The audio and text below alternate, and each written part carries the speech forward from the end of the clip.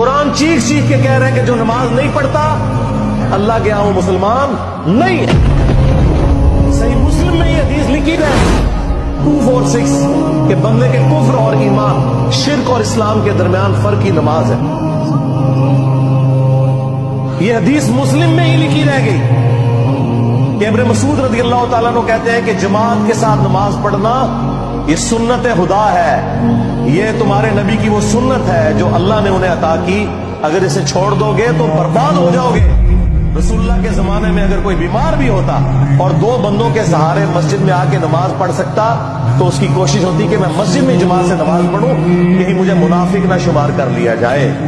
جماعت چھوڑنے پر رسول اللہ کے زمانے میں سمجھا جاتا تھا صلی اللہ علیہ وسلم کہ بندہ منافق ہے۔ صحابہ کرام کو، اہل بیت کو کب معلوم تھا کہ ایسی امت بھی آنے والی ہے جو آپ سے بڑا عشق رسول ہونے کا دعویٰ کرے گی اور نماز ایک نہیں پڑھے گی؟